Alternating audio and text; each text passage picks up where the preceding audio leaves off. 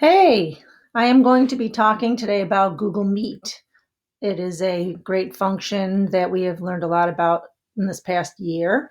Some things that I want to talk about in the beginning is that Google has changed the interface for Meet in April. They updated Google Meet so it is more inclusive, immersive, and productive. Much easier to engage with people, to reposition cameras, some really interesting features that are going to make it much easier for people to engage in a video call. You can pin your own view and move it around. You can make yourself a tile or a small tile. It will resize depending on what's happening.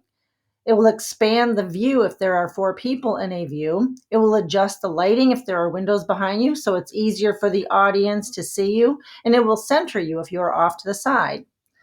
So those are a couple of different things that have happened since April.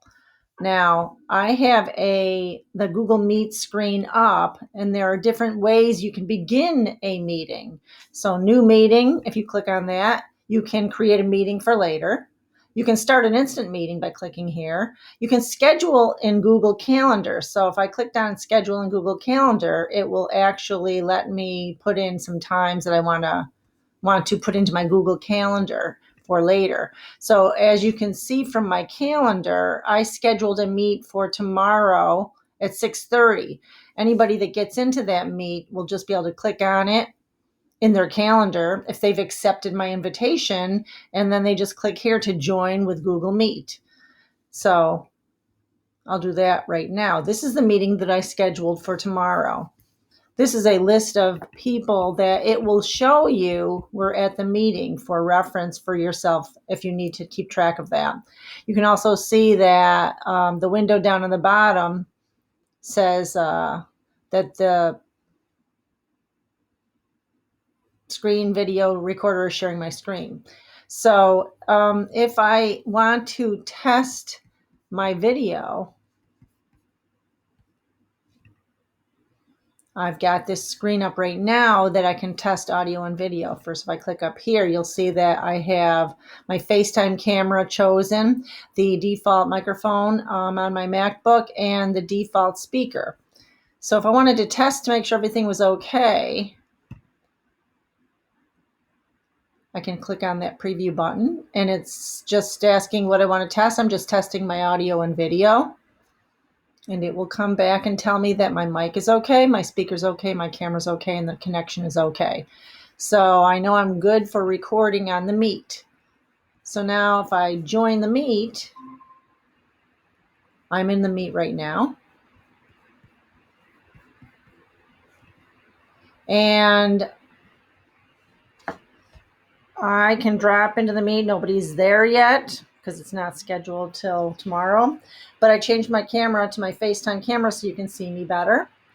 It was on the default setting originally, but I changed it. I can also change audio. I can change my background as well. I like the semi-blurred background, but there are other options as well. Sometimes the semi-blurred background can make your connection slow. So the interface is different than it used to be. You can see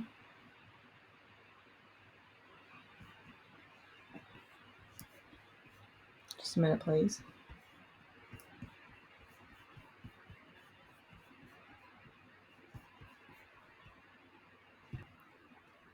So you can see the different interface buttons, the quick access buttons that they have made available to you now for Meet. They're right down on the bottom.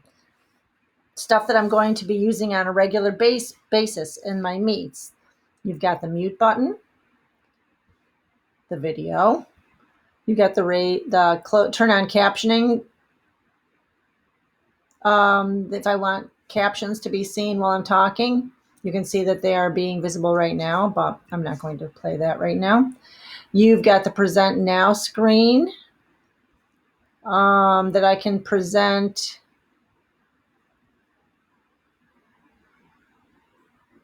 my screen to anybody. And you've got more options here